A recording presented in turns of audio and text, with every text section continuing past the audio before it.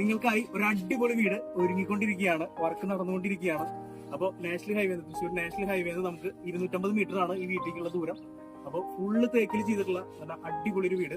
5 ബെഡ്റൂമാണ് വരുന്നത്. 3650 സ്ക്വയർ ഫീറ്റില് 11 സെന്റിലാണ് വീട് വരുന്നത്.